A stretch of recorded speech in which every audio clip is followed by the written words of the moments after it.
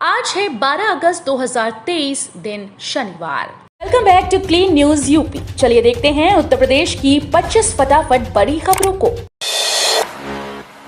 Circle दरों में 10 से 12% की वृद्धि, 16 अगस्त से प्रभावी होंगी नई दरें। हाथरस प्रशासन ने आपत्तियों के निस्तारण के बाद सर्कल दरों में 10 से 12% की वृद्धि को मंजूरी दे दी। 16 अगस्त से नई दरें पूरे जिले में लागू हो जाएंगी। हाथरस नगरपालिका सीमा में शामिल किए गांव में सर्वाधिक वृद्धि हुई है। यहां बैनामा कराने पर 2% विकास शुल्क भी अतिरिक्त देना होगा।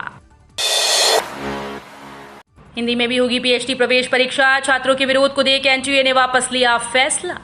बीएचयू समेत देश के 4 केंद्रीय विश्वविद्यालयों में पीएचडी के दाखिले की प्रवेश प्रक्रिया अब हिंदी और अंग्रेजी दोनों विषय में कराई जाएगी। छात्रों के विरोध और आपत्तियों को देख नेशनल टेस्टिंग एजेंसी ने कई बदलाव किए। शुक्रवार को एनटीए की ओर से पीएचडी प्रवेश परीक्षा के लिए संशोधन का नोटिस भी जारी कर दिया गया है। अयोध्या, काशी प्रयागराज, मथुरा, चित्रकूट के लिए लखनऊ से चलेंगी इलेक्ट्रिक बसेस।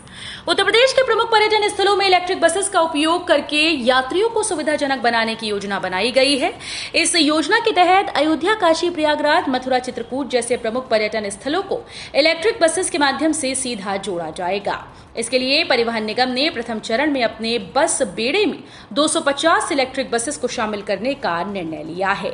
इस योजना के तहत केंद्र सरकार की फेम टू स्कीम के तहत मिलने वाले 40% अनुदान के लिए भी पत्र भेजा गया है। वाराणसी परिक्षेत्र को मिलेंगी 50 इलेक्ट्रिक बसेस। 250 किलोमीटर के दायरे में चलेंगी। रोडवेज प्रशासन तैयार कर रहा खाका।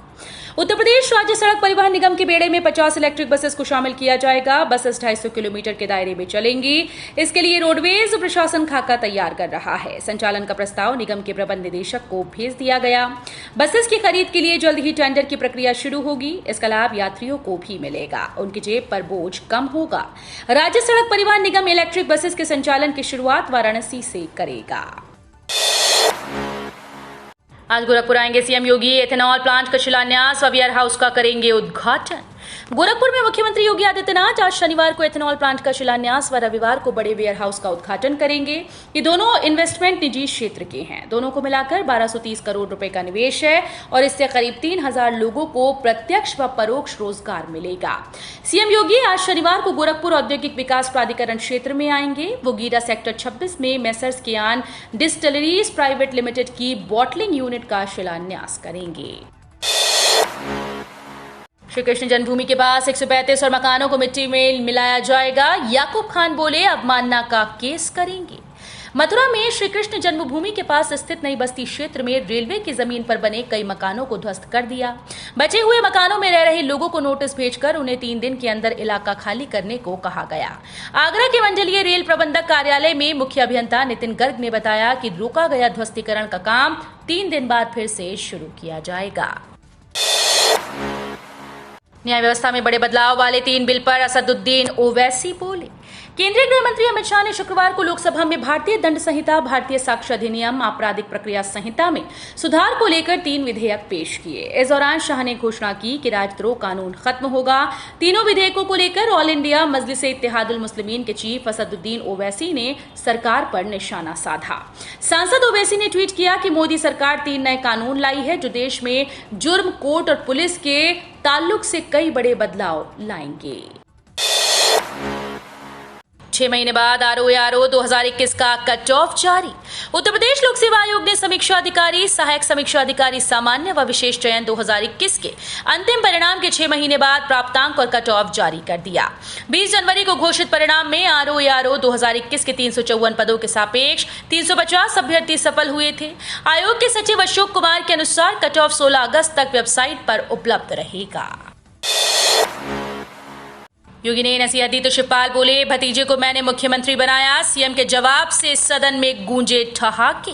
उत्तर प्रदेश में विधानसभा में मानसून सत्र के आखिरी दिन विपक्ष ने जमकर सरकार को घेरा। इस दौरान उत्तर प्रदेश के मुख्यमंत्री योगी आदित्यनाथ और सपा नेता शिवपाल यादव के बीच भी बहस हुई। सपा नेता ने सुबह सपा अध्यक्ष ओम प्रकाश राजभर की तरफ इशारा करते हुए कहा कि माननीय मुख्यमंत्री इन्हें जल्दी शपथ दिला दीजिए, नहीं तो हमारी तरफ आ जाएंगे। वहीं सीएम योगी ने शिवपाल से चुटकी ली और कहा कि अगर ये इमला अपने भतीजे को समय पर आपने पढ़ा दिया होता तो किसानों का भला हो जाता। झांसी होकर नहीं चलेंगी कानपुर सेंट्रल की ये 8 ट्रेन। वीरांगना लक्ष्मीबाई रेलवे स्टेशन झांसी में प्लेटफॉर्म नंबर 4 पर वॉशेबल एप्रन के काम की वजह से 8 ट्रेन का मार्ग बदला रहेगा। ये ट्रेन कानपुर होकर चलती हैं। अब कानपुर सेंट्रल से 8 ट्रेन झांसी होकर नहीं जाएंगी। इसके अलावा झांसी स्टेशन पर निर्माण कार्य के चलते ग्वालियर आने वाली कई ट्रेन का मार्ग परिवर्तन किया गया है। इन ट्रेन को अब गुना इटावा ट्रैक से दौड़ाया जाएगा। इस दौरान ट्रेन क्रमांक 11123 ग्वालियर बरौनी एक्सप्रेस 21 अगस्त से 24 सितंबर तक 35 दिन ग्वालियर झांसी कानपुर के स्थान पर भिंड इटावा के रास्ते कानपुर होकर जाएगी। राकेश टिकैत के बेटे की पुलिस से झड़प, किसानों ने ऊर्जा भवन में घुसा दिए ट्रैक्टर। शुक्रवार को भाकियों के नेतृत्व में किसानों ने अपनी मांगे पूरी नहीं होने पर तिरंगा यात्रा निकाली। इस दौरान मेरठ के ऊर्जा भवन में राकेश टिकैत के बेटे चरण सिंह टिकैत ने जबरन ट्रैक्टर घुसा दिया। फिर चरण सिंह और पुलिस की झड़प हुई। वहीं नोएडा प्राधिकरण कार्यालय के बाहर भी धरना प्रदर्शन किया गया। साथ ही राकेश टिकैत की अगुवाई में मुजफ्फरनगर में तिरंगा ट्रैक्टर यात्रा निकाली गई। सीढ़ियों से उतरने लगा गंगा का पानी, घाट पर जमी गंदगी, अब इस खास मशीन से होगी सफाई। वाराणसी में गंगा का पानी लगातार बढ़ और घट रहा है। गंगा के जलस्तर में गिरावट का क्रम जारी है। घाटों की सीढ़ियों पर जमा पानी नीचे उतरने लगा।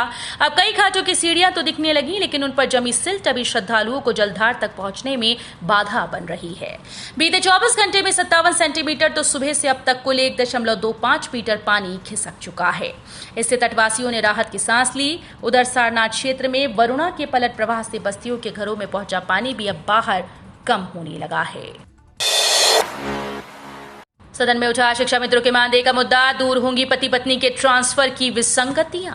विधान परिषद में शिक्षा मित्रों का मानदेय बढ़ाने के मुद्दे पर सपा सदस्यों ने वॉकआउट किया। वे शिक्षा मित्रों के लिए समान कार्य के लिए समान वेतन की मांग कर रहे थे।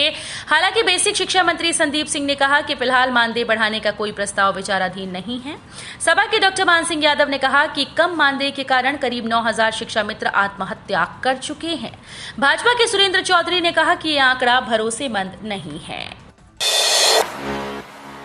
यूपी में 3 दिनों तक होगी मूसलाधार बारिश, आ गया मौसम विभाग का ताजा अलर्ट। मौसम विभाग ने उत्तराखंड, बिहार समेत कई राज्यों में आने वाले दिनों में मूसलाधार बारिश का अलर्ट जारी किया। हालांकि जिन राज्यों में बारिश नहीं हो रही, उसके लिए मौसम विभाग ने बताया कि अगले 1 हफ्ते के बाद मानसून की स्थिति में सुधार होगा।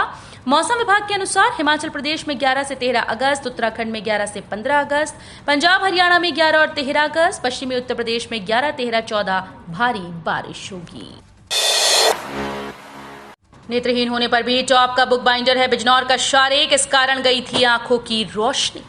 मंजिल उन्हीं को मिलती है जिनके सपनों में जान होती है। पंखों से कुछ नहीं होता, हौसलों से उड़ान होती है। जी हाँ, ऑप्टिक एट्रोफी के चलते 15 साल पहले आंखों की रोशनी गवा बैठा मोहम्मद शारिक इसकी एक मिसाल है।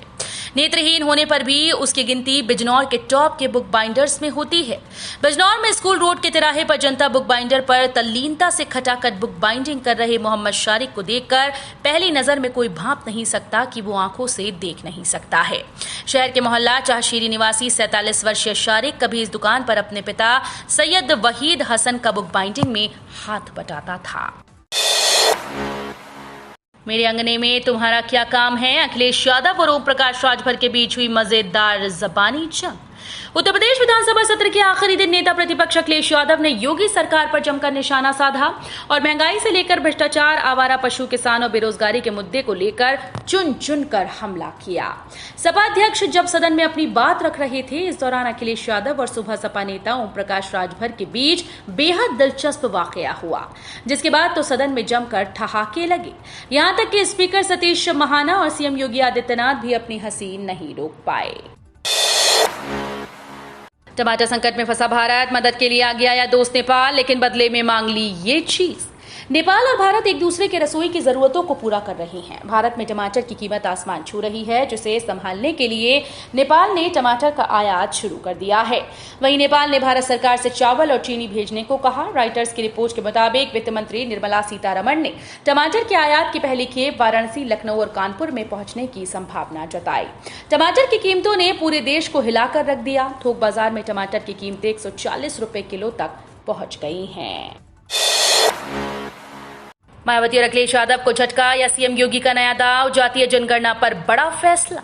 लोकसभा चुनाव से पहले उत्तर प्रदेश में जातीय जनगणना का मुद्दा गरमाना शुरू हो गया। यूपी विधानसभा में सपा नेता ने एक बार फिर से इस मुद्दे को उठाया, जिस पर प्रदेश के मुख्यमंत्री योगी आदित्यनाथ ने जवाब दिया है।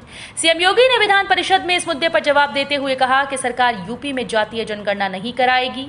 सीएम योगी ने साफ कहा कि यह मुद्दा केंद्र सरकार का है और प्रदेश सरकार की ऐसी जनगणना कराने की कोई योजना नहीं है। सीट अलॉट के तीसरे दिन 517 ने लिया एमबीबीएस में दाखिला। मोतीलाल नेहरू मेडिकल कॉलेज में नीट के पहले राउंड की काउंसलिंग के लिए प्रवेश समाप्त हो चुका है। इस दौरान एमबीबीएस की 200 सीट्स में से 176 भर चुकी हैं। इसके अतिरिक्त शेष 24 सीट्स पर स्थान पाना अभ्यर्थियों के लिए मुश्किल हो जाएगा। मेडिकल कॉलेज प्रशासन का कहना है कि दूसरे राउंड की काउंसलिंग 16 अगस्त से शुरू होगी। वहीं पीजी में यूपी कोटे की सीट्स का एडमिशन जल्द ही होने जा रहा है। लाल किले के आसपास से ट्रेन्स की आवाजाही पर रोक। स्वतंत्रता दिवस को लेकर लाल किले की सुरक्षा बढ़ा दी गई। साथ ही समारोह के दौरान लाल किले के आसपास से ट्रेन्स की आवाजाही पर भी रोक लगा दी गई। 15 अगस्त को ट्रेन्स को पुरानी दिल्ली, साहिबाबाद और गाजियाबाद समेत अन्य स्टेशन पर रोक दिया जाएगा। कुछ ट्रेन्स के मार्ग व समय में बदलाव किया गया है, जबकि गाजियाबाद से पुरानी दिल्ली के बीच चलने वाली अप व डाउन ट्रेन्स को रद्द कर दिया गया है। बोले सीएम योगी, कुछ लोग चांदी का चम्मच लेकर पैदा होते हैं। यूपी विधानसभा में मानसून सत्र के आखिरी दिन सीएम योगी ने मशहूर शायर दुष्यंत कुमार का शेर पढ़ते हुए अखिलेश यादव व शिवपाल यादव पर तंज कसा। उन्होंने कहा कि तुम्हारे पांव के नीचे कोई जमीन नहीं, कमाल ये है कि फिर भी तुम्हें यकीन नहीं। कुछ लोग चांदी का चम्मच लेकर पैदा होते हैं, उन्हें जमीनी हकीकत के बारे में कुछ पता नहीं होता। वे गांव के लोगों और किसानों की पीड़ा कभी नहीं समझ पाएंगे। यूपीएसआरटीसी को मिली 17 महिला बस ड्राइवर। यूपी राज्य सड़क परिवहन निगम को पहली बार 17 महिला बस ड्राइवर मिली। इन महिला ड्राइवर्स ने अपनी ट्रेनिंग पूरी कर ली है। जल्द ही ये पुरुष ड्राइवर्स के साथ बस ड्राइविंग की जिम्मेदारी संभालेंगी। बता दें कि 8 मार्च 2021 को अंतर्राष्ट्रीय महिला दिवस के अवसर पर सीएम योगी ने कानपुर में model driving training and research institute में महिलाओं की ड्राइविंग परीक्षा और प्रशिक्षण शुरू किया था। बोले ओपी राजभर, अखिलेश यादव में लोगों को जोड़ने की कला नहीं। सुबह सपा चीफ ओपी राजभर ने सपा प्रमुख अखिलेश यादव पर तीखा हमला बोला। उन्होंने कहा कि सपा अपने लोगों को नहीं संभाल पा रही। जब ये सत्ता में थे तब इनको पीडीए याद नहीं था। अखिलेश यादव में लोगों को जोड़ने की कला नहीं है। कई लोग सपा से बगावत कर रहे हैं। इसके अलावा अपने मंत्री पद को लेकर ओपी राजभर ने कहा कि वो जल्द ही शपथ लेंगे। मामू में आ रहा हूं, अखिल भारत हिंदू महासभा के प्रदेशाध्यक्ष को मिली धमकी। पाकिस्तान के नंबर से आई कॉल। बताया कि अखिल भारत हिंदू महासभा के प्रदेश अध्यक्ष मुकेश पटेल को पाकिस्तान से धमकी मिली। उन्हें 2 दिन बाद पहले पाकिस्तान के नंबर से व्हाट्सएप कॉल आई। कॉल करने वाले ने उन्हें मामू कहकर संबोधित किया और उनसे कहा कि वो आ रहा है। इस पर मुकेश पटेल ने शुक्रवार को डीएम एसएसपी से मिलकर सुरक्षा की मांग की। अब सपा विधायक रागिनी सोनकर ने सरकार से पूछा, उत्तर प्रदेश में कितने स्मार्ट सिटी बनी। समाजवादी पार्टी के मछली शहर से विधायक रागिनी सोनकर ने आज विधानसभा में सरकार से स्मार्ट सिटी के बारे में सवाल किया। रागिनी सोनकर ने पूछा कि प्रधानमंत्री मोदी कई शहरों को स्मार्ट सिटी बनाने की बात कहते थे, तो क्या जिन शहरों को स्मार्ट सिटी बनना था वो बन चुके हैं। एक दिन पहले देश की संसद में समाजवादी पार्टी से सांसद डिंपल यादव ने भी स्मार्ट सिटी क्योटो को लेकर सवाल उठाया था और कल विधानसभा में रागिनी सोनकर ने सरकार से स्मार्ट सिटी को लेकर सवाल किया। तो ये थी आज की 25 फटाफट बड़ी खबरें। अगर आपको न्यूज पसंद आई हो तो वीडियो को लाइक और शेयर जरूर करें। धन्यवाद।